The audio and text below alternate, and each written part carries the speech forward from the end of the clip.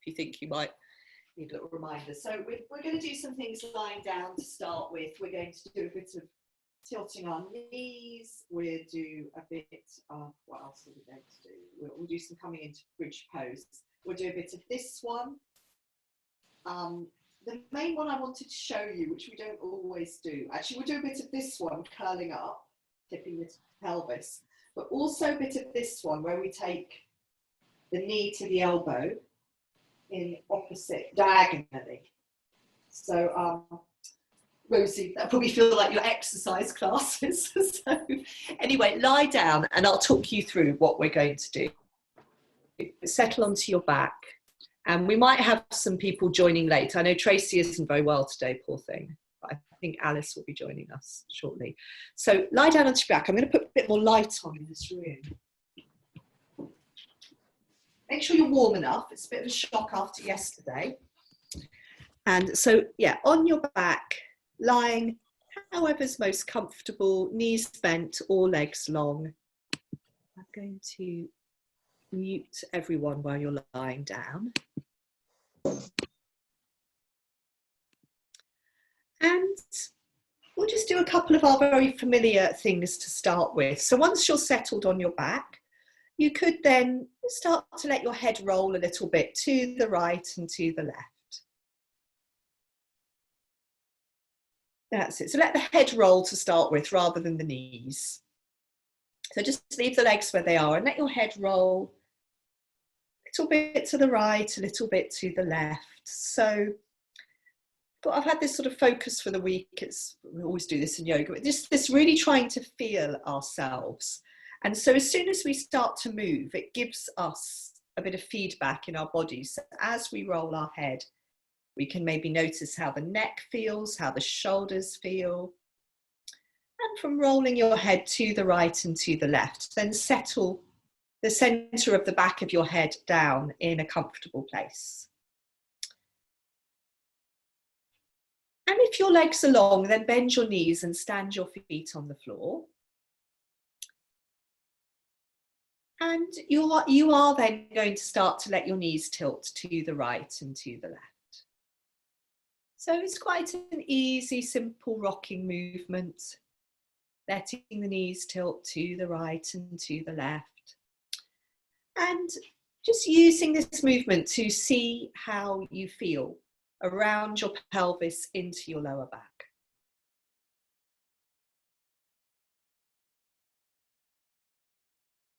And so it can be a small movement, it can be a larger movement, just really depending on how you're feeling today. So a couple more times, letting the knees tilt to the right and to the left. And then what I would like you to do is just settle for a moment, bring your hands onto the front of your body. So it could be that you lengthen your legs out on the floor now if you'd like. Bring your hands onto the front of the body and come to feeling the movement of your breath in the front of your body. And just noticing how does it feel when you do come to this intention of feeling the movement of your breath in your body. And every time we come to this, it's different. Sometimes our breathing presents itself to us very immediately. Other times, you know, our breathing might be feeling a bit tight if we're feeling a little bit anxious at all. And then it's less comfortable to bring our awareness there. So maybe just feel another cycle of breath move through you. So feeling the breath come in and filling you, feeling the breath leaving you and emptying you.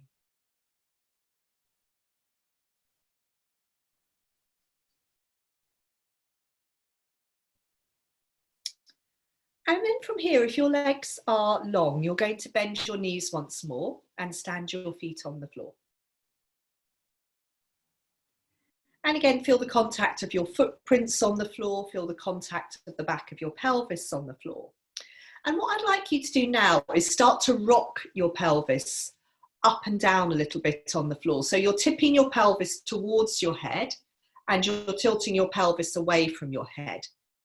So I think all of you know this movement where when we tip the pelvis away from our head, our lower back arches a bit more. When we tilt the pelvis towards our head, our lower back flattens out and lengthens.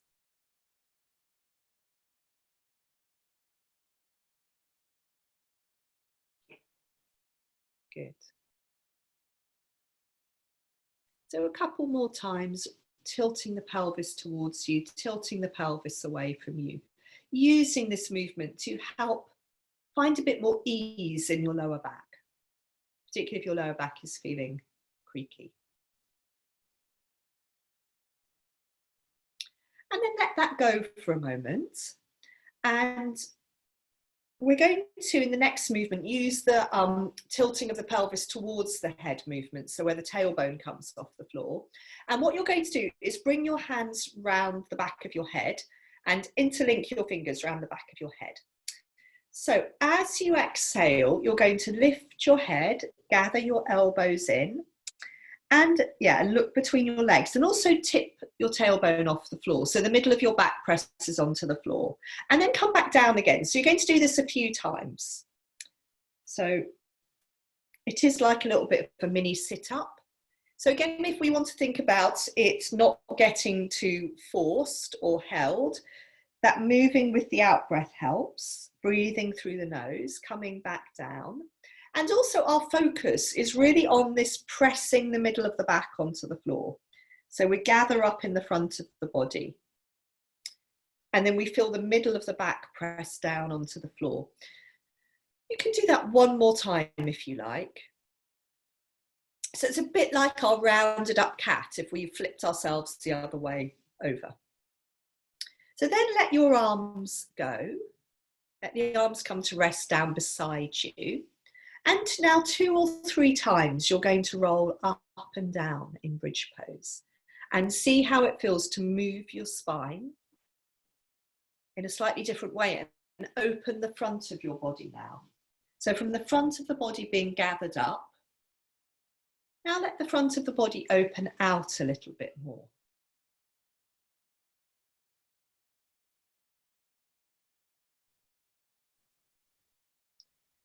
Very nice. So rolling up and down. And if we think about the 2 most important things in bridge pose, one is about just being able to be really steady and planted through the feet and the legs, particularly the lower legs. And the other one is just to try and find a sort of fluidity in the spine as we roll up and down. And yes, Kate, exactly. When you've done that 2 or 3 times, it might be nice to fold your knees into your chest.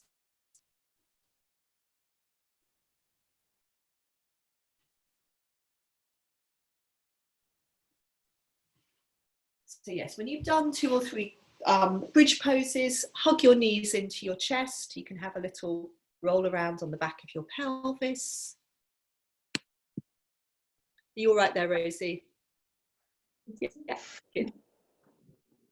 Oh, Alice reappearing, hopefully. And when you've done a little bit of rocking with your knees folded in towards you, oh, wonderful, Alice is joining us. We're going to do, Sarah, especially for you, I know you like this one, the one where we rock with our arms in prayer pose. So you can either lie with your knees bent. Alice, hello, nice to see you. Hi, Alice, hello. I've got everyone muted at the moment, but I just unmuted you to say hello. So yes, hello, hi. Hello. Nice to see you.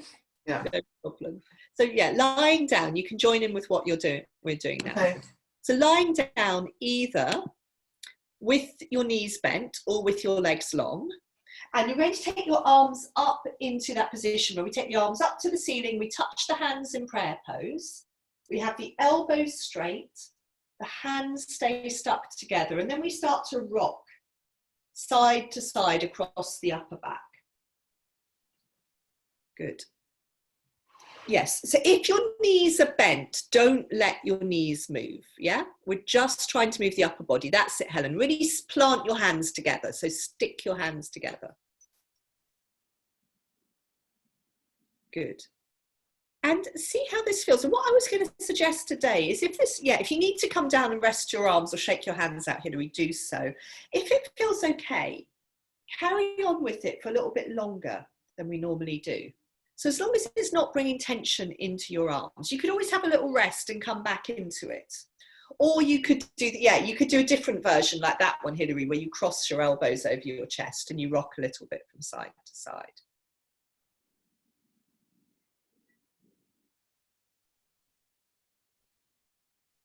And Rosie, this is probably quite good for all your exercise-induced stiffness, but just go easy with it. And when you have had enough, do bring your arms down to rest and let your breath come in, let your breath leave you. And just have this sense of yourself lying, supported by the ground, the breath flowing in, the breath flowing out.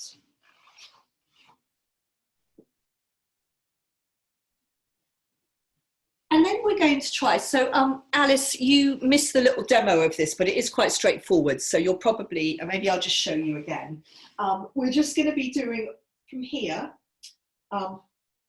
opposite elbow to opposite knee, and repeating the same side a few times. So it's quite straightforward. So on your back, now lie down, bend your knees, stand your feet on the floor. Is that okay, Alice? Yeah. I'm muted. Yeah. Great. So lie down, knees bent, bring your hands around the back of your head, and then what we're going to do, so as you exhale, working the same side a few times, bring your right elbow towards your left knee and your left knee towards your right elbow. And just do this a few times, and you're not trying to go as far as you possibly can, yeah? It's a movement direction. So you're not trying to touch them. And if you are touching, that's it. Maybe then do less, yeah? Maybe do half of what you're doing. So make it a smaller movement. That's it, good. Good. Maybe just once more on that side. Keep your foot relaxed. Good. And then just have a couple of breaths before you do the other side. I always find this one surprisingly challenging for my abdominals, maybe because I don't do it very often. So have a couple of breaths. You can always rest your arms down. And then when you're ready, do the same thing on the other side. So yes, do rest your arms if you want to. So a couple of times, you know, explore the movement. So now it's left elbow to right knee. Explore the movement and then do a bit less, yeah? Maybe do half what you're doing.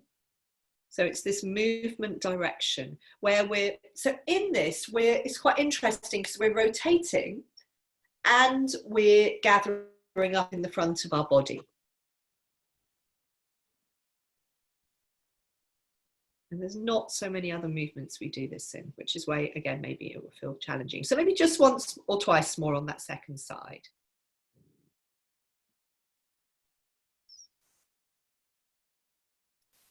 And then release your arms. Just take a moment to, it might be nice to lengthen your legs out for a moment and let the breath come in and let the breath leave you. Yes, very nice, Kate, but shake out on the floor. And then we're going to come back to bridge pose one last time.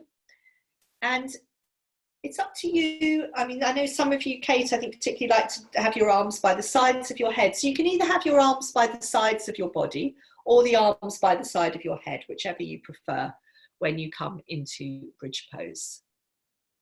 You could even try a little bit of both.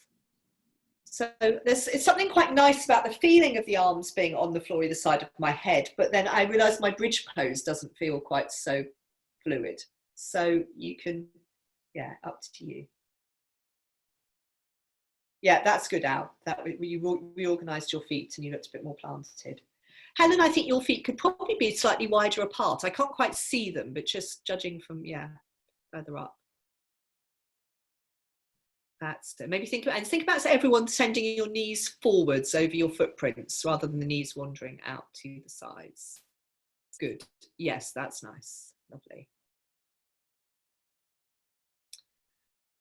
So 2 or 3 times rolling up and down through bridge pose, seeing how that feels and having the option of arms by the sides of your body or by the sides of your head.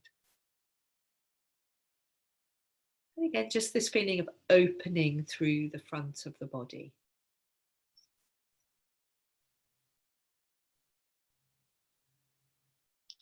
And whenever you've had enough bridge pose, you can fold your knees into your chest and do a little bit of rocking from side to side.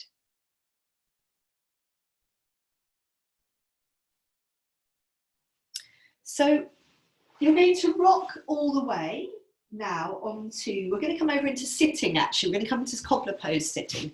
So I'm going to unmute everyone for a little bit. Oh, looks like you are unmuted. Unmuted. What's going on? It's not letting me unmute you.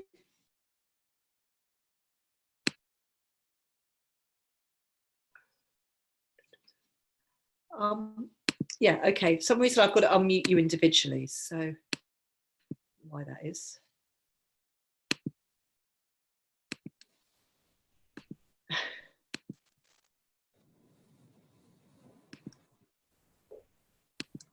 Right, I've unmuted people for the moment, aside from you, Rosie, because you usually want to be muted with your kids, or I've asked you to unmute. So I'm just, yeah, I think because we're going to sit and look at each other, so it might be nice that we can speak. So bringing your feet into cobbler pose, leaning back on your hands. We're just going to do a little bit here, working around the hips. Obviously, if it's noisy where you are, then you might want to mute yourselves. So from here, we can see how it feels to walk the hands in. Maybe hold on to the feet, hold on to the ankles, do a little bit of rocking.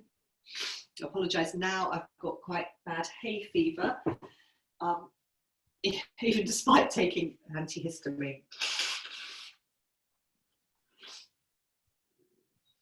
So yes, a little bit of rocking side to side. Seeing how that feels, and then you could do a little bit of circling. Obviously, whatever you do, sort of make it comfortable. Can everyone hear me okay? Yes. Yes, oh good, and I can hear you now. So I updated Zoom last night and it seems to have changed some of the settings. So I usually ignore all those update things. Okay. And this sort of leaning side.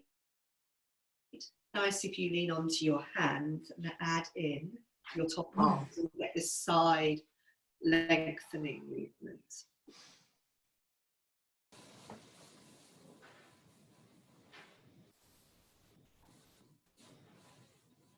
So everything we do, make sure if anything doesn't feel right for your body today that you don't do. And then from here, let's let one knee come onto the other knee. It doesn't matter too much at this point because we'll do both sides, and come on into pinwheel. So we're just going to have a little visit to pinwheel at this point in the class, and we'll come back and we'll take it a bit further later on. So you can do a little bit of circling here, circling, settling. And then we're going to turn towards the knee that's going out to the side, and as we usually do, folding the body down over that leg and having several breaths there. So settling and just seeing if you can absorb yourself in the feelings of your body, the feelings of your breath.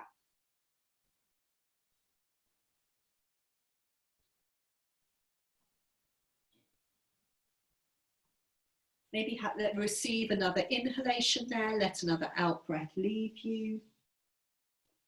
And then walking your hands in towards you, coming up, back up into sitting in pinwheel. And then, Sarah, sorry, I should have said to you, did you do kneeling rather than cobbler? I had it on my little scheme, and then I forgot to say. On into cobbler or kneeling for you, Sarah, and then pretty much straight away on to side two. And a bit of circling here. Seeing how that feels. So circling, settling, and when you're ready, turning towards the knee that's going out to the side and folding your weight down over that leg. And then again, it's that settling. You might be noticing how your body feels, really trying to soften your weight of your body down onto the ground. You might be noticing your breathing.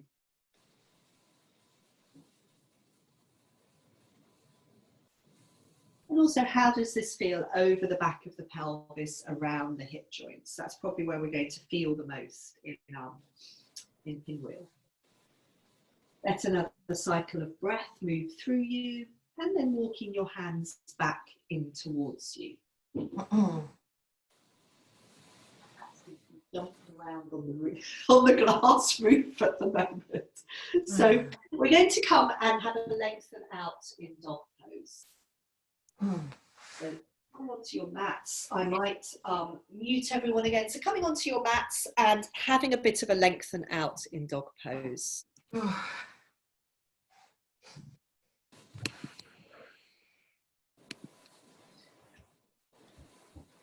So big handprints on the floor. If you've not arrived in dog pose already, tucking your toes under, exhaling, rocking yourself back and up into dog pose.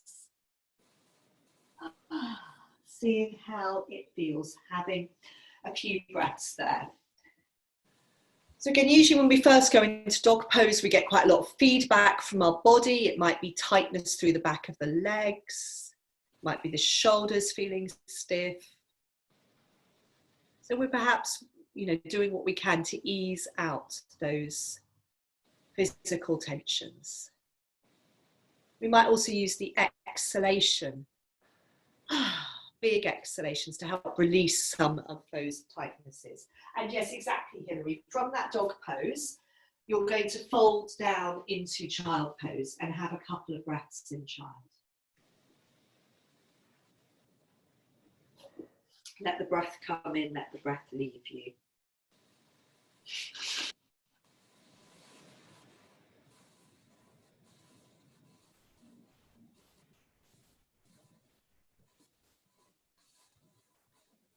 Good. And from child pose, we're going to come onto hands and knees and see how it feels to come into cat, our cat movements here.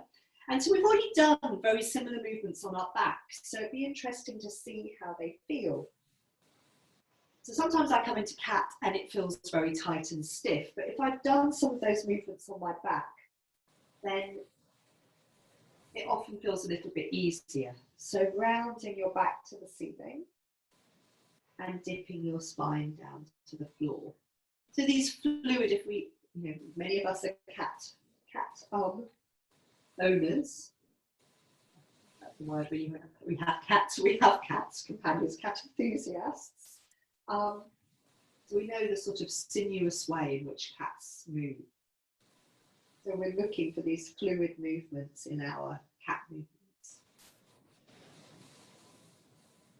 You can also add in some tail wagging, so that will cover the dog owners of us. Now. And of course we can add together the cat and the dog movements if we want to.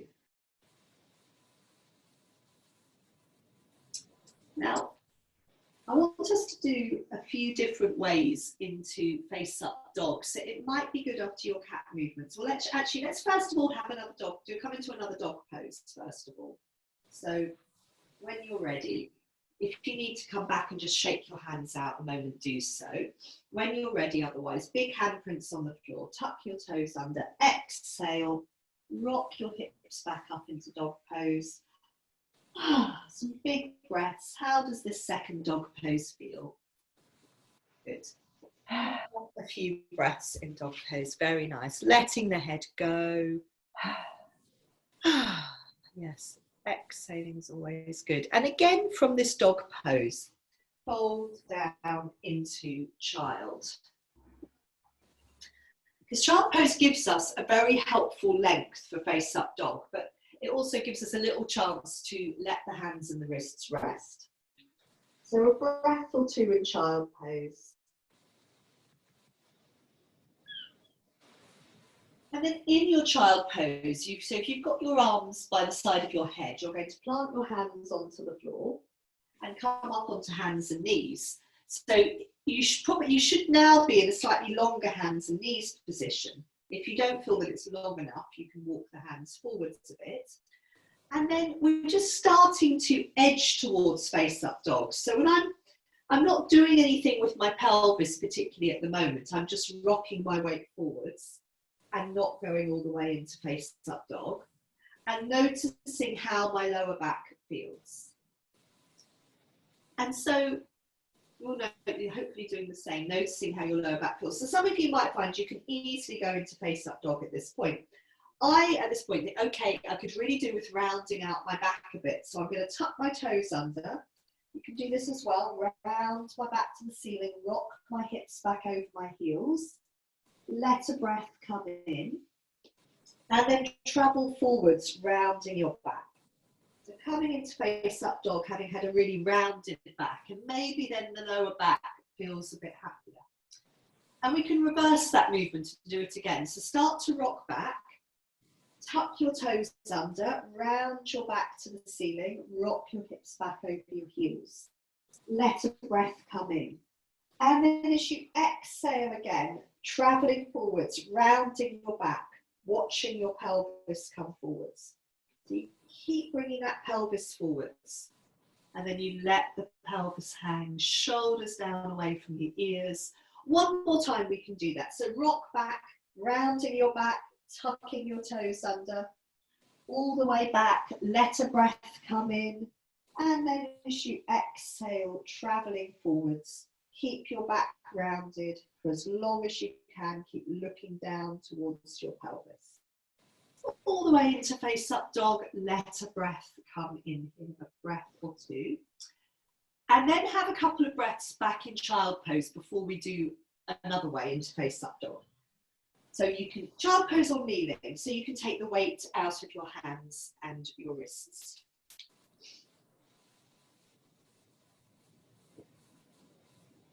Breaths. So it might be quite good to give your hands a shake out before we come back onto hands and knees. So you might need to be kneeling, or yeah, Kate, sitting however's comfortable.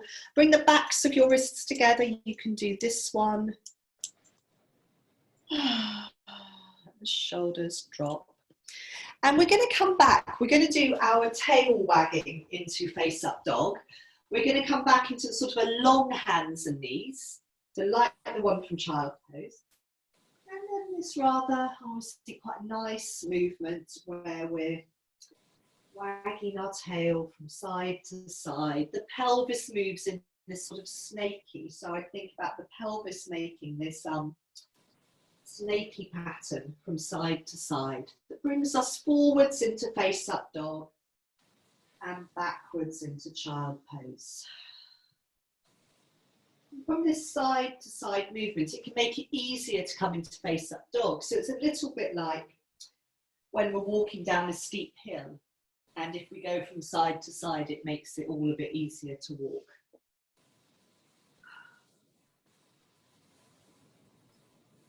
Now, in a moment, we're going to be coming from face up dog, and you can go from face up dog or from hands and knees into normal dog, down dog. So from here, you could tuck your toes under and let your knees come off the floor into this face up dog. And then exhale all the way up into dog pose. And I realise my feet are very wide apart and they might be quite far away from my hands. So organise your feet a little bit on the floor. Have a few breaths in your dog, and then from this dog, we're going to walk the hands into the feet, into a forward bend.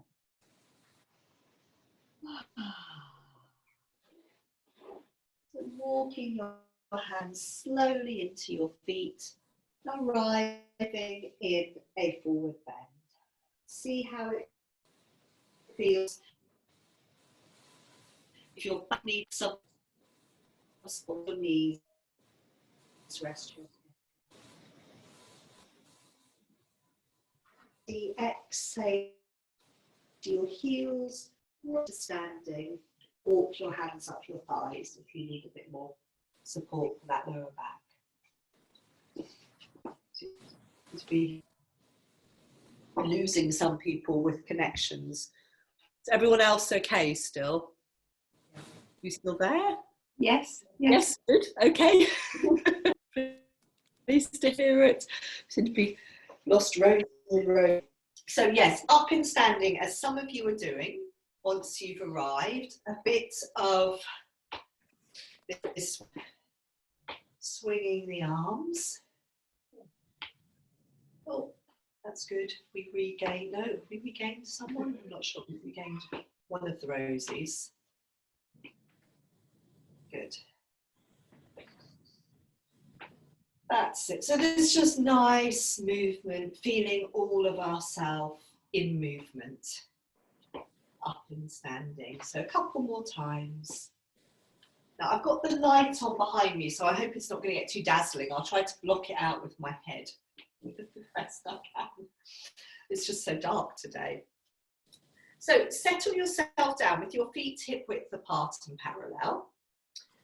And then we're going to do this one where we reach up through one arm and then the other. And as we reach, we shift our weight through that side of the body. That's it. Oh, reaching and reaching, just finding some length. Good.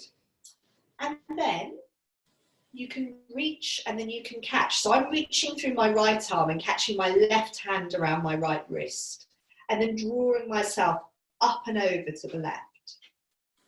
And then I'm reaching up through the left arm, catching my right hand around my left wrist, drawing myself up and over. Release your wrist, reach up, and then sweep your arms down into a forward bend. And be heavy and floppy. And if you want to do your sort of, what's this, your weeping willow one. So in your forward bend, if you want to trail your fingertips around your feet, you can. Or you can just release forwards in the center. And letting a breath come in as you exhale, rolling back up into standing.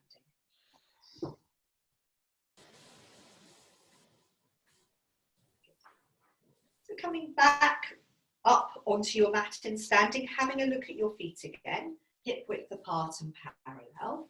And we're going to come into this balance we do quite a bit on the balls of the feet. So it's really good work for the ankles and through the soles of the feet. So a few times up and down, seeing how that feels.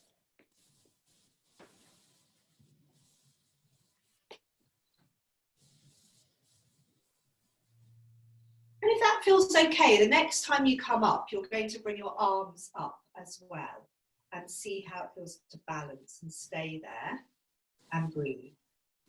Letting the shoulders drop down, letting the front of the body soften. Very nice. Letting the breath come in, letting the breath leave you.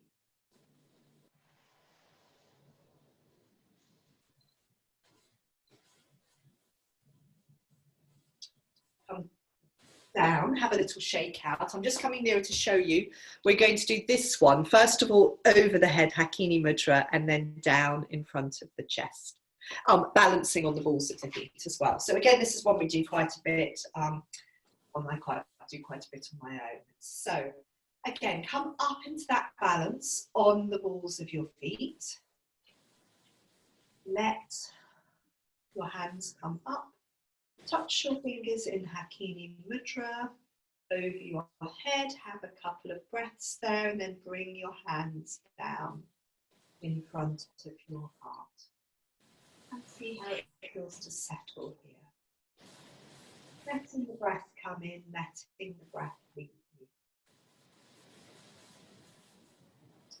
And then from here, we'll slowly come down. We'll go back down into another forward bend. And this time we could go on into a squat if that would be nice for your lower back. So again, sweeping down into a forward bend, letting the head go, letting the arms go. And then if it would feel nice for you, starting to let your knees bend forwards over your feet so you drop down in a squat. If your heels come up and you've got something to hand that you can put under them, might just be rolling up the back of the mat. always fine to let your heels come off the floor. You just want to have this feeling that the pelvis is heavy, the pelvis is dropping down towards the floor. I know you all know what to do in your squat as we do it so often. If you did have something under your heels now, remove it. Let the heels come up because we're going to reverse that movement. Fingertips on the floor, sending the heels down and the sit bones up.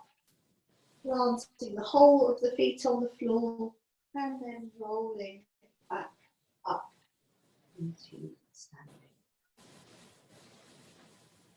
Good. And have a little bit of a shake out.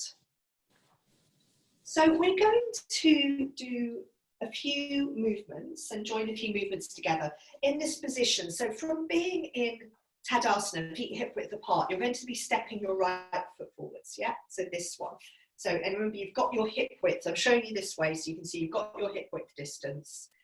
And then I'll come this way. So you can see we're going to do these lovely ones where we're going for a walk, but we're not going anywhere. We're shifting our weight forwards and back. We're trying to really drop down into our feet. So it might be nice to pause for a moment, let both feet settle on the floor, close your eyes. Big exhalation. Try to feel the weight of your pelvis dropping down into your feet. And then do this other little variation where we bend one knee and we bend the other. So this is right now we've got our feet stuck in mud or in a freshly tarmacked road and we're going on a strange little walk. Now, my knees always make a funny sound in this, so if yours do, don't push them. Now, I would like you to end up with your front knee bent and your back leg straight and the hands coming into prayer pose at your chest. So I'm resting my thumbs on my breastbone here and settling. And then from here, let the back foot come off. So we're in this strange sort of exaggerated, like a cartoon running position. Front knees bent, back knees bent. And then what's it like to start to reach back with your back heel? And start to let the standing knee straighten a bit. And your body is probably tipping forwards as well. And you breathe.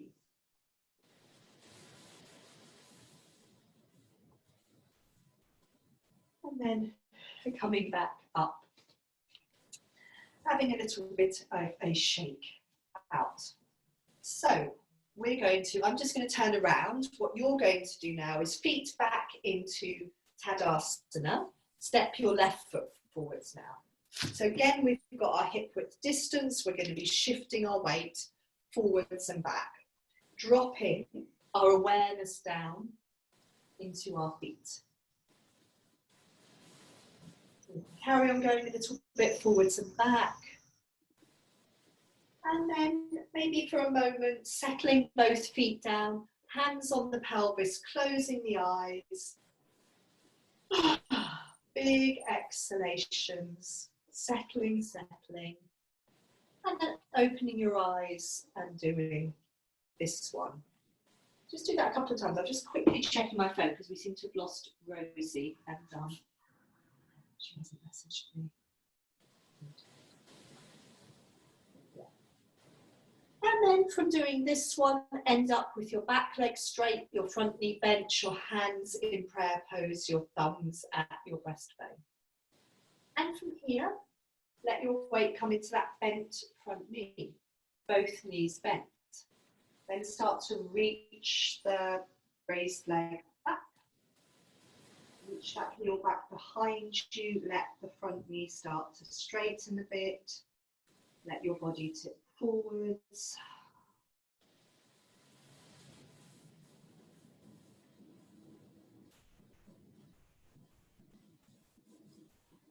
Good, and breathing there, very nice.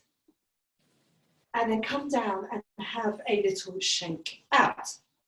So we'll come back to that same movement, that same position in a moment through a slightly different route. What I'd like you to do is come back, feet hip width apart, step your right foot forwards again. And we maybe don't need quite so much of this preparation. I don't maybe we do. Maybe we need to keep our feet well down on the ground. So let me see. Yeah, I think what we're going to do here to start with is bend the front knee and just come to lean forwards. So our back leg's straight again, our front knee's bent. We've got our hands or our forearm resting on that bent front thigh. And we're trying to really let our spine lengthen out and flatten here.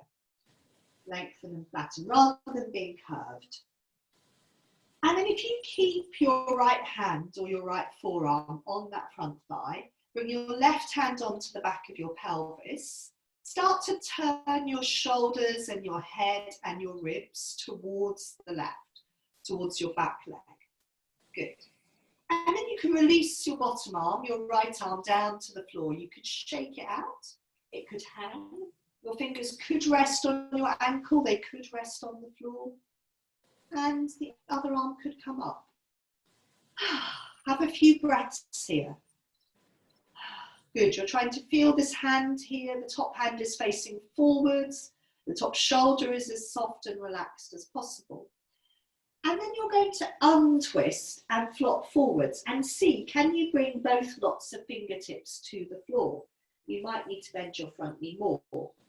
And what I would like you to do from here, just one more thing, is can you bend your front knee more so that you could bring your back leg off the ground? Yeah, that's it. And your front knee at this point could be bent or straight, that's fine. So see how that feels. And then bring that back leg down. Let your front knee bend again, let yourself flop forwards, let a breath come in. As you exhale, sink into your feet. Come back up. Oh, and have a little shake out. Well done.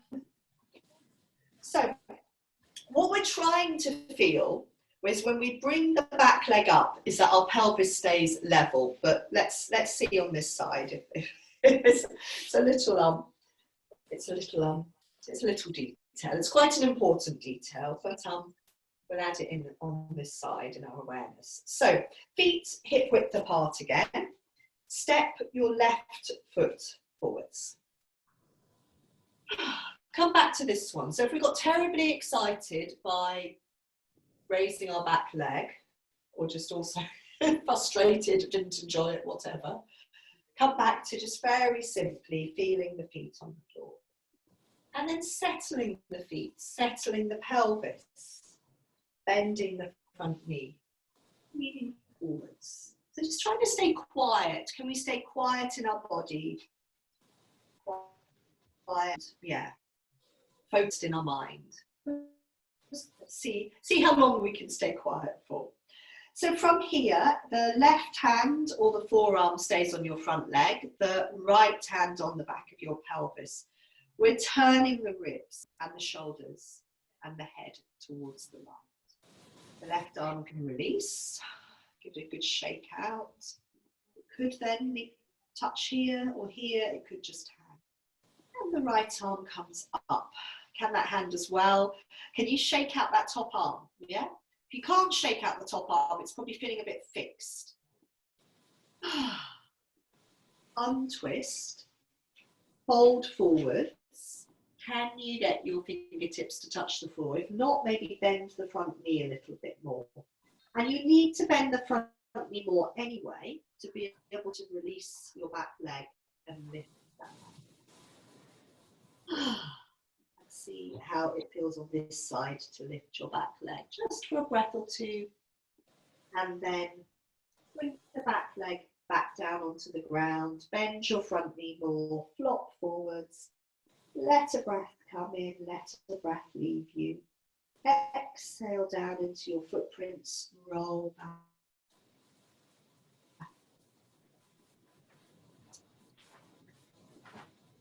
Out.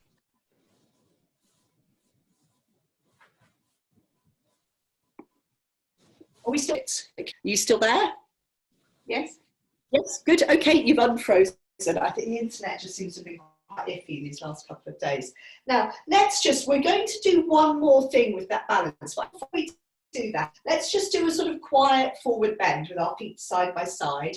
And if you want to drop down into a squat, you can do. So folding forwards, letting the head go, letting your mind just quieten a little bit. And if it would be nice for your lower back, you can carry on into a squat and have a few breaths in your squat. Obviously popping something under your heels if you want to. What was I going to say? You could, from here, if you wanted to for a moment, you could, if you're happy in your squat, you could stay there. If you wanted to sit down for a moment in cobbler pose, or just however you want to sit, and you could watch me what we're going to do next. Or you could come back up and stand. I just thought it might be helpful for some of you to have, it doesn't need to be blocks, it could be books. We're going to come back to here, to this position. And if it was difficult to get your hands on the floor, then it might be good to have some blocks under your hands. So we're going to come back to here, raising the leg. It might be good to have some blocks under your fingers to help you let the standing knee straighten a bit more. Here, we'll try the arms there. We'll try the arms there. As you can see, not particularly easy. So this is as hard as it's going to get today. So come back up into standing. If it would be helpful for you to have some books under your hands, then I was thinking it was quite helpful actually. So last little challenging thing. So from your feet being hip width apart, step your right foot forwards. We're going to bend the right knee. We're going to fold forwards over that right leg and bring our fingertips down to the floor or to our blocks. So at this point, our front knee is bent. We might need to bend it more to let the back leg come off the ground. And at this point where you've still got lots of fingers on the floor, that's when you might play around with trying to let your standing knee straighten a bit more, but not lock. If you then feel steady, it would be taking your arms out to the side, so that like an aeroplane. It's quite helpful, this one, because it helps us balance. And I thought you'd have a bit more space at home to do this. So, very nice, beautiful. And then from there, you can take your arms, I'm going to sit down. You can take your arms forwards. So we take the arms out to the sides like an aeroplane, and then maybe a bit harder taking the arms forwards. Oh, and then we have a good shake out. So well done. Hip, isn't it? Hip, yes. It's challenging for that standing leg hip, isn't it? Yeah. Yeah. It's yeah. I think there's no two ways about that, really. So I think that just means we don't necessarily have to stay there a long time, because I think often people think about you're trying to hold that pose, but I just think we have to think, you know, it's more helpful to think that we're moving into it. We maybe have a couple of breaths there. Yeah, I don't think necessarily holding it is right for everyone. So let's try the other side. Left foot forwards.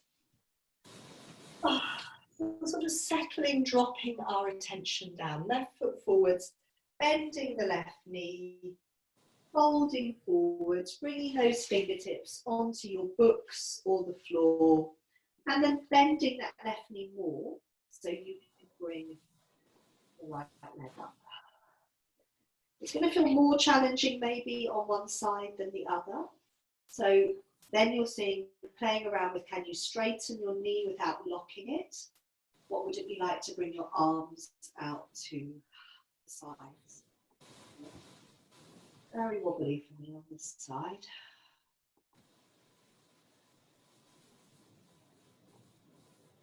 And then from there, maybe the arms coming forwards. Oh, well done. Very nice. Slightly easier that side, Hilary, it looks. Yeah, it was impossible the other side, but I can half do it this side. Yes, it's interesting how different it is, isn't it? One side to the other. It's quite interesting in this way. When we start off in a forward bend, we often then, our head can be quite low, and that's another challenge, to try and bring the heads up. You might have done enough on that side. If you feel that you want to try one more time, you can do. If you're ready to come out of that, just have a bit of a shake out and standing. Are we all ready? It's so difficult to do that balance coming up from the floor than coming into it from upright. You say you found it harder, Sally? Yes. Yes, I think because we're going against gravity, probably. Yeah. So, yeah, so our body feels heavier. Yeah. That is probably, I think that is probably the case. Our body feels heavier because we're going against gravity. That's noticeable. Yes.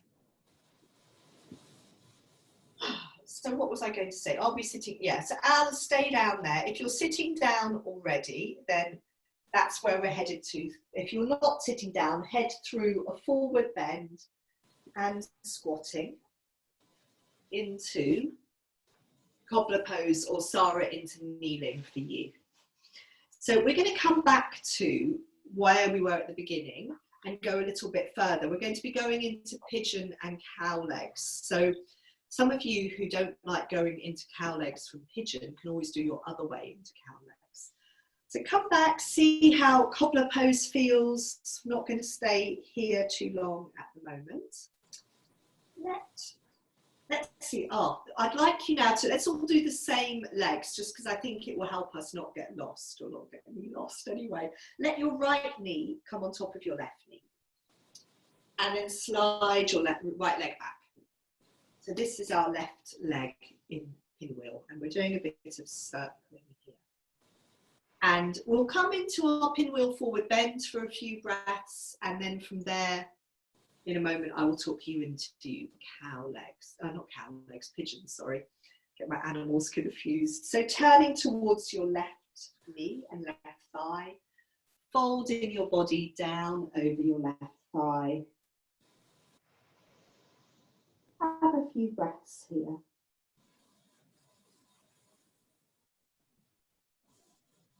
So I always find there's certain movements, certain positions I come to, and it gives me a feeling of well-being and happiness. And this pinwheel forward bend is one. It's just a feeling of, yes, I'm here, I can settle, I can breathe. All is well with the world. And then from your pinwheel forward bend, slowly walk your hands back in.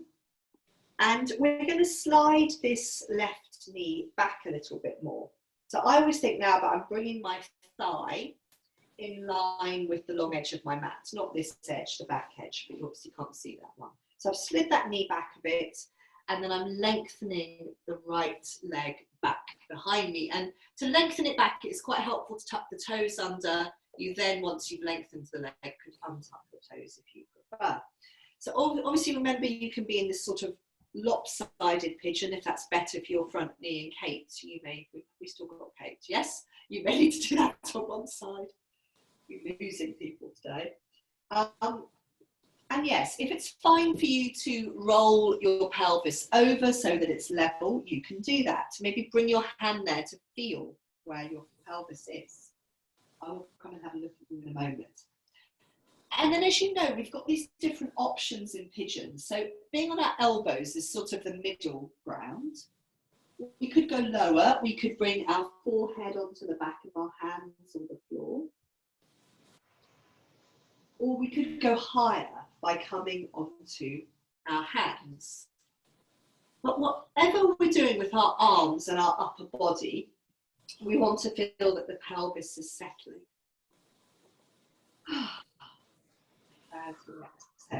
There is this little, I think we might have been doing this a couple of weeks ago, this little twist in pigeon where you keep one hand forwards and then you're swapping hands and reaching the other hand back. So if this is something that's helpful for you, you can do this, but don't do it if it aggravates your lower back in any way. And if you look at me, I've got my hand quite far forwards. Make it a little bit easier. So let me just have a look at you in pigeon, if you can bear to be in pigeon. If you've had enough, roll out onto your front leg hip joint. Very nice. Good. Yes, that looks lovely now. Yeah, so some of you, if you're comfortable in pigeon, that, you know, this hand, when you're doing your twist in pigeon, that hand can come much closer in. If that works for you. Now, from here, we're going to roll onto the top of the left thigh. We're going to swing this leg around into cow legs. Now, at this point, Alison and Hilary, if you prefer, you could be coming onto here with you want to have your right leg as your front leg and coming into cow in this way. I can't believe I've now brought myself into cow legs in the way that I find it harder. So how are we in our cow legs? We need to have a little bit of a wiggle. Feel what the sit bones are doing. So Hilary, you've got a cushion under you there. I've got a block, yeah. Oh, brilliant, yes. So if it's better for you to have a block under both sit bones or a cushion, that's an option. This is always an option, yeah, if that top sit bone is really not going down. And this is always an option if the bottom knee is unhappy. I'm just going to shuffle forwards and I can see all of your lovely cow legs. Good. I'd quite like us just to do a bit of turning in both directions, sort of quite easy. And a sort of swinging from side to side. So in cow legs, we're very, very fixed, aren't we, below the pelvis? Not much is moving, which means then we can maybe feel light in the ribs and the shoulders and the arms. So if at any point you're just thinking, oh my goodness, this is too much cow legs, I need to come out, you can. If from cow legs you want to try your half lotus, because if you think about it here, we've actually gone beyond, I always say this, we've gone beyond half lotus. So if you start to slide this leg back, then you come into half lotus. But that might not, you know, work for you right now, which is fine. And if that's the case, you know, if you're quite happy in half lotus and you want to be there, stay there. Otherwise, just slide the legs apart, lengthen them out on the floor. Give the legs a little shake out or a little bounce. And Sarah, stay with your legs in this sort of position. Anyone else, if you wanted to take your legs a little bit wider just before we won't be here long, just somewhere with your legs long and straight. So it could be wider, it could be with your feet this distance apart. It could be with your knees a bit more. I think actually have your legs long and lean back on your hands rather than bend your knees. So a couple of breaths, we come onto side to all these delightful things. And then we'll have a little chance, because I know some of you like this, we'll have a little chance to stay in this one or a different forward bend after we've done everything else on the other side. So Sarah back into kneeling, yeah, everyone else back into cobbler pose. See how it feels for a moment to be here. Maybe it's just sitting upright.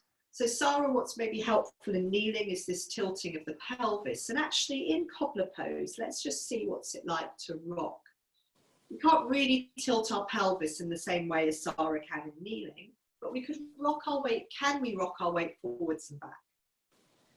So if I'm rocking back, my back is rounding more. If I'm rocking forwards, I'm coming more onto the middle of my sit bones and my spine can straighten up a little bit. Can't really go as far as arching, I'm sure some people have. And then let's from here move on into pinwheel. So left knee on top of your right knee, sliding your left leg back, little bit. Good. And turning then towards your right thigh, your right knee, folding your body down over that leg. And settle. And see how it feels to settle in your pinwheel forward bend. So again, this feeling we can be hopefully quite quiet here. We can notice our breathing.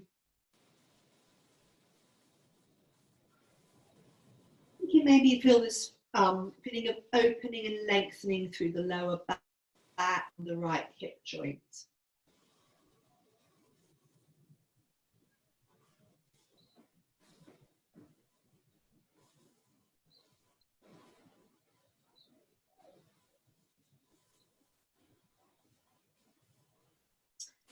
And then slowly walking the hands in towards you. And we're going to come on into pigeon on this side. So sliding that right knee back a little bit. And then tucking your toes under and walking your left leg back behind you.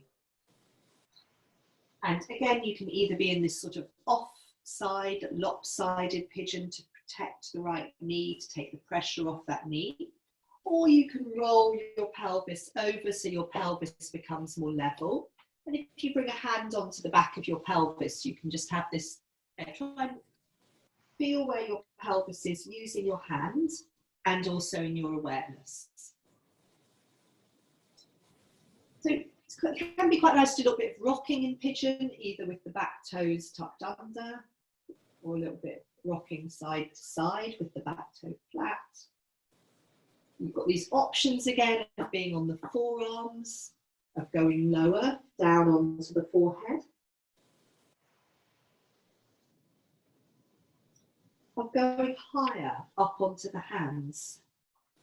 But wherever you are, it's with the intention of the pelvis becoming heavier, of the pelvis in the centre of the body giving its weight down to the floor. If you want to do that little twist where you're up, you can do. And all these things we're doing there, that's sort of how do we pass a bit of time in pigeon pose. Not, you know, it's quite easy to start to gather up tension in our shoulders in pigeon. So little cat movements are also quite a helpful thing. You could do those on your forearms, rounding a little bit. The spine. So yes, just so that we can spend some time in pigeon. Yeah, undoing those muscles around the right hip joint. So when you're ready, yeah, very nice, Sarah. We'll move on into cow legs. If you want to be in pigeon a bit longer, that's absolutely fine. So remember, you can roll onto your right hip joint, you can swing the left leg around, or Alison Hillary, you can come onto hands and knees, left leg in front. Oh, come back and sit down into your cow legs. It's probably good for me to do it in that way. I'm just thinking it gets into something else in cow legs. Oh, so a little bit of a wiggle in your cow legs on this side. How are the sit bones settling? If this left sit bone is really not in touch with the floor, it might be good to have a book, might be a bit hard, a cushion under your sit bones. Remember, there's always this possibility here. There's always this possibility here. This bottom knee is feeling uncomfortable pressure. Good. And then let's do that little easy swinging twist in both directions. So we sort of feel that we've got this, maybe this sort of division somewhere around our waist, where from the waist down, maybe from the pelvis down, we're very heavy, we're really not moving. And from the waist up, we're quite light.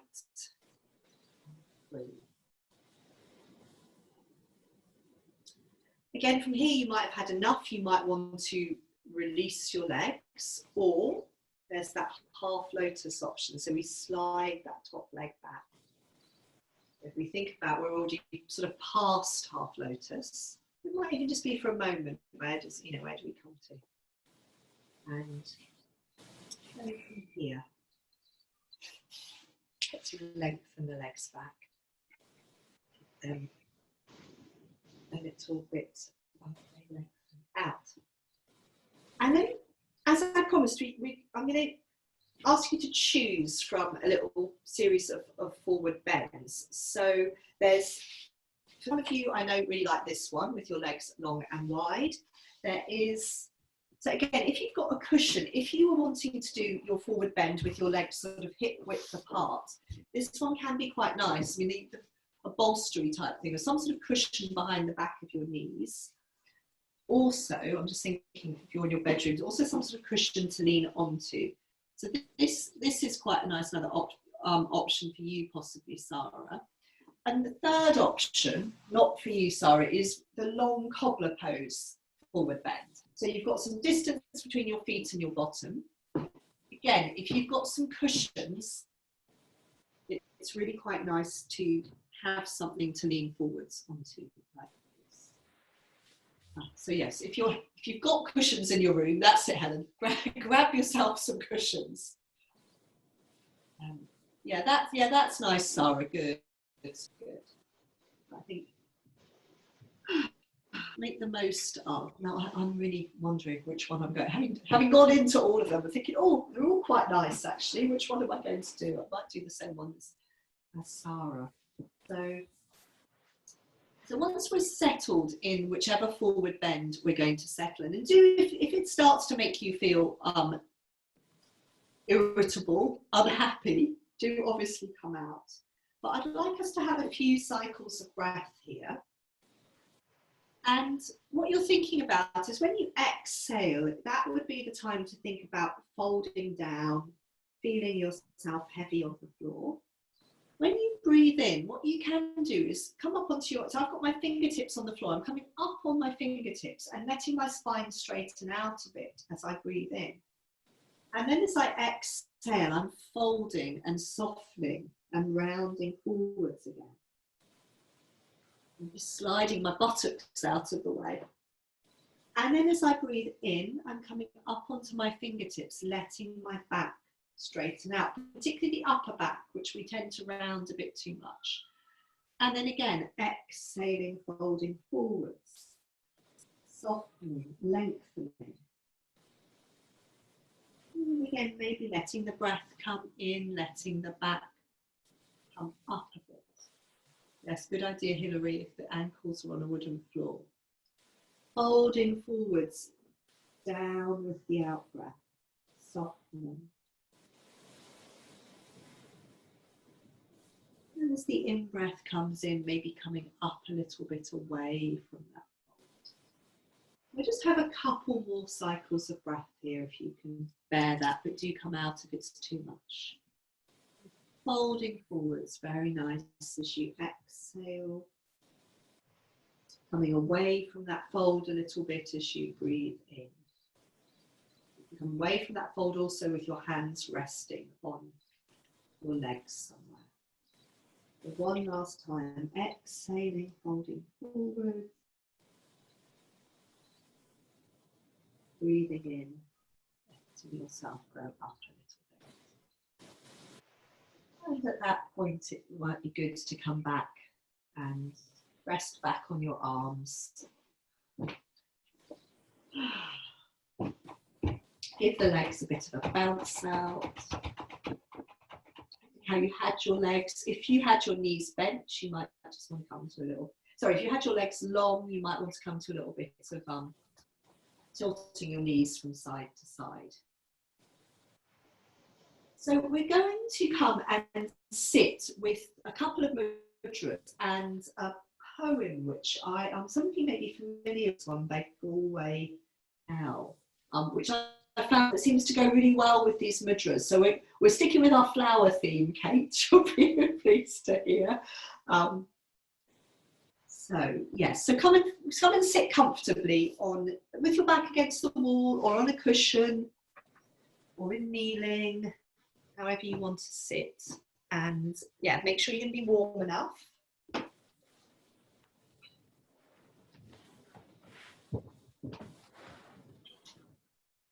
Now I have to access, I've got part of the poem in one book and then part I've got to access on my phone. So I'll just find that. So let's sit down.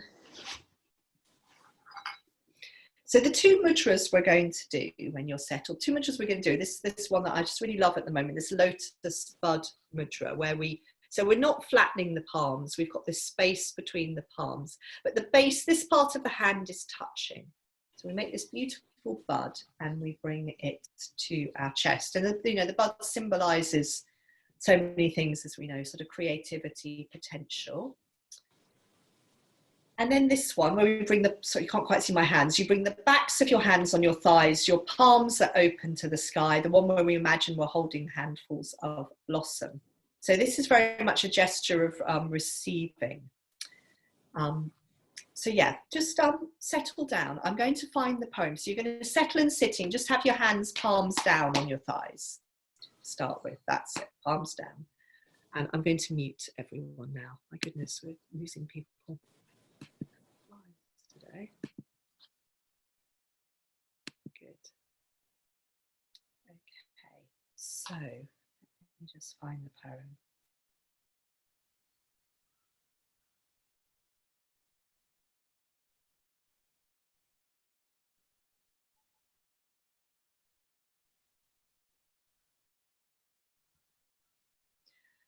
So from where you're sitting, maybe just with your hands on your thighs, do a little bit of circling or swaying, settling down, trying to have this sense that we can feel the pelvis on the floor. We're encouraging the pelvis to settle. And then from that heavy pelvis, heavy legs, our spine grows upward. Balances on the top like a flower on a stem. And then we'll bring our hands into the lotus bud mudra and rest the hands at the heart. Maybe closing the eyes if you like, having a couple of breaths here. So you want to let your body settle, let your breathing settle, let your awareness settle with this hand position. And then let the words that I'm going to read you just wash in and flow through and over you. The bud stands for all things, even for those things that don't flower. For everything flowers from within of self-blessing.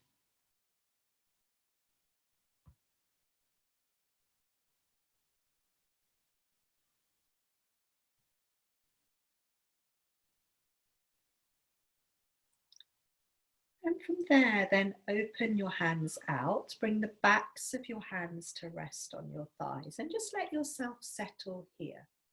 So we're coming to now Pushpata Mudra, where we rest the back of the hands on the thighs.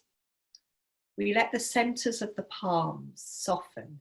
The fingers are softly curving. Our shoulders drop. We imagine we're holding handfuls of blossoms. And the fingers and the hands have to be soft so we don't crush the petals. And it's this gesture of receiving the inhalation, receiving the oxygen that we need from the world around us. And in a moment, receiving the words of the next part of the poem.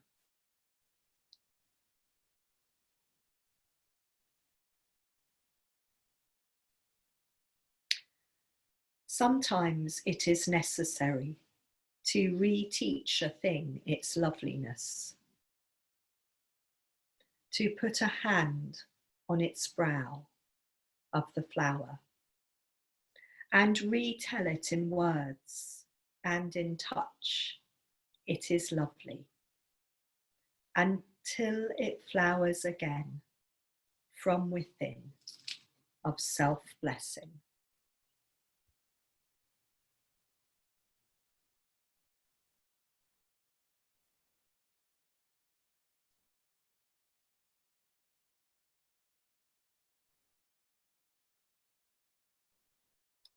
And turn your hands, palms down on your thighs. So when we turn the hands, palms down, we bring our attention a little bit more inward. It's this gesture of bringing our awareness within ourselves, to our breath, to what we feel in our body, to our thoughts, our wishes, our dreams, our hopes.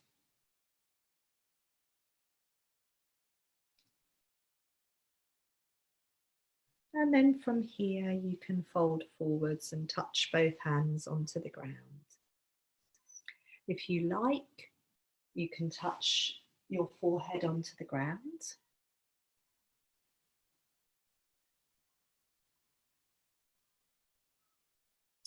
And I'll read the poems when we're lying down again. We're going to do a few little movements en route to taking us. So we're going to do a little bit of rolling to take us into lying. And once we come onto our backs, we're going to do a few little movements. So yes, come to the front of your mats. Maybe just give your legs a lengthen out. And we're going to do just a little bit of this one. So do that much from the front of our mat, sliding our hands from our feet to our knees, looking at our belly as we come forwards, looking forwards, as we go back, looking down.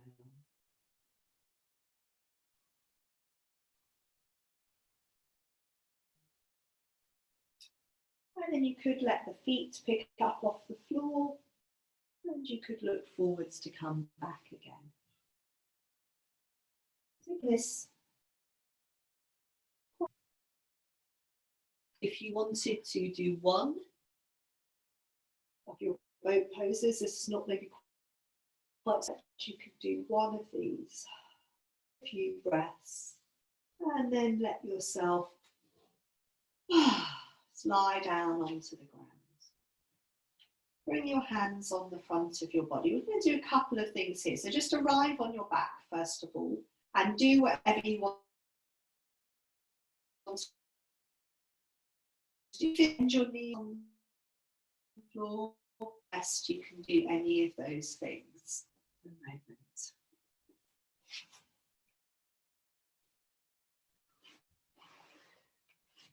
And then he looks ready to.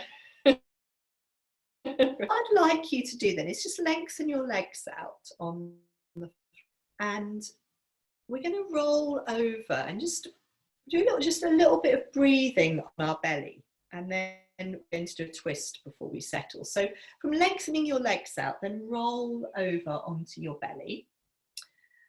And I'd like you to organise yourself. So you're lying on one side of your head.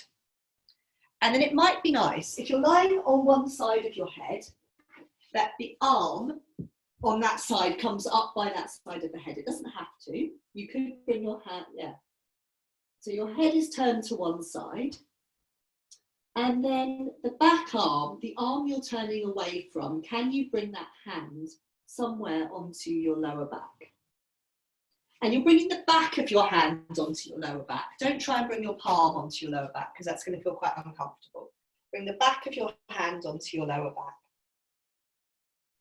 Just somewhere where it could help you feel your body responding to your breathing. If it's possible to have your hand on your back and your elbow on the floor, that's going to be the most comfortable, but that might not be possible. And just see if for a few cycles of breath, can you feel the back of your body responding to your breathing, as the front of our body does when we're lying on our back. So as we breathe in, there's the rising. As we breathe out, there's the softening. Rising and softening. If you're happy on your belly, you can have another few breaths there. If you're not so happy, from here, you're going to come onto one side and you're going to organise yourself so you have your knees bent. So you're lying on your side with your knees bent. And you might, some of you might want to put a cushion under the side of your head. So you've got your knees bent, you've got the side of your head on the floor, so the knees are bent at a right angle to your body. You've got the side of your head on the floor or a cushion. I want you to keep your arms really soft.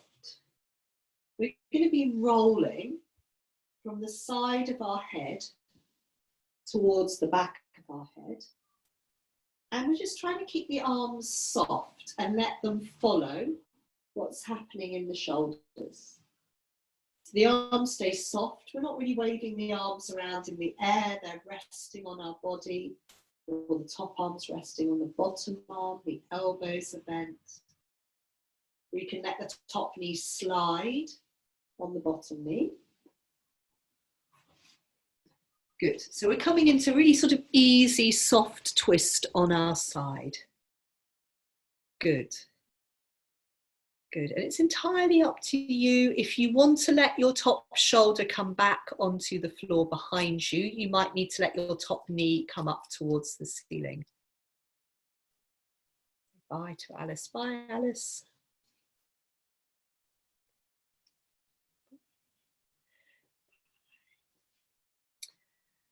Good. So just, really making this easy, a very sort of languid, easy twist on your side.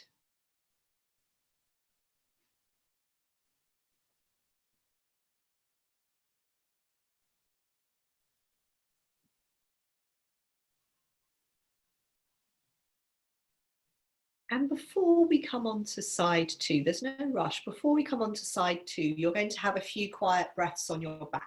So whenever it feels it'd be nice to come onto your back for a few quiet breaths, then go there.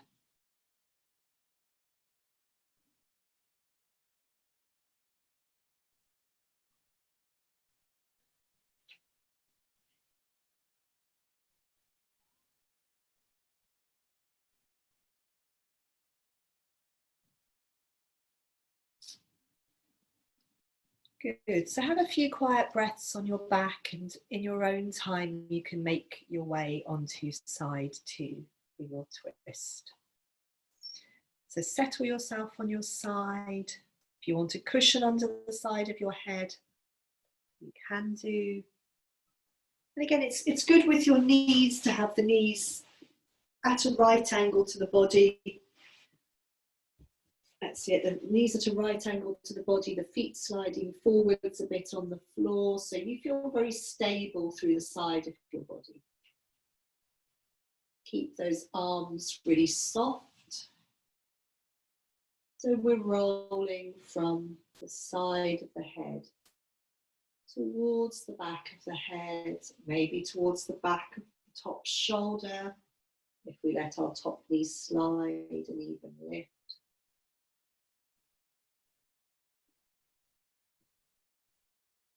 Just being very easy, very fluid, very soft.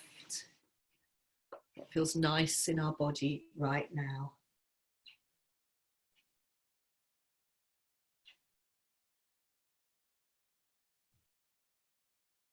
Lovely. Good. And yes, if you feel that you want to stay for a few breaths with the top shoulder on the floor behind you, that's an option. You can keep rolling in and out. It's really what feels good for you now. You all know this twist. You all know your bodies.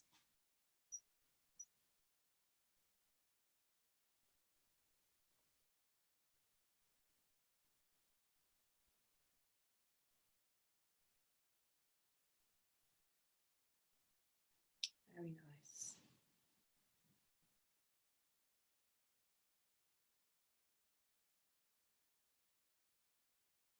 And in your own time, no rush, you're going to come to settle on your back.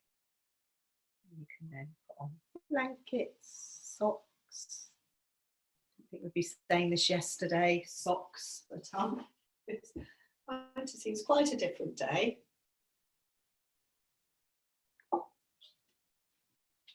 If you've got, some of you got some very nice bolsters there. Are they bolsters, Hilary? They're rather lovely. So,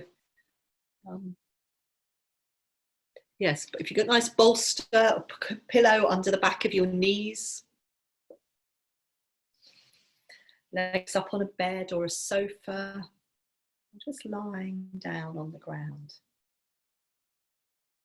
A little bit more sun now, so it's nice to see you, Kate, lying in the sun there. So settling down, and I will read you the whole of the, not the whole of the poem, the two verses of the poem that we had earlier.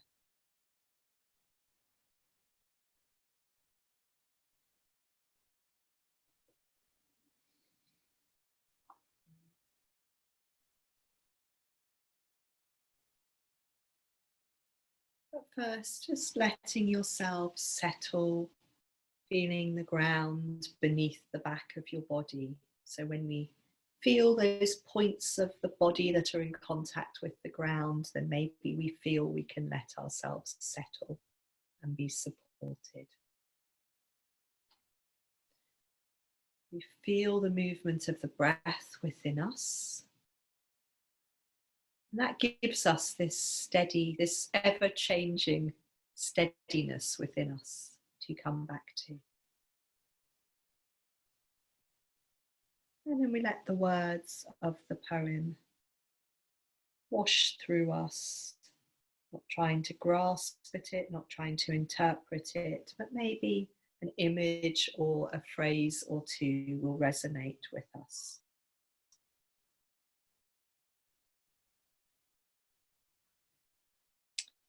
The bud stands for all things, even for those things that don't flower. For everything flowers from within of self-blessing. Though sometimes it is necessary to reteach a thing its loveliness, to put a hand on its brow of the flower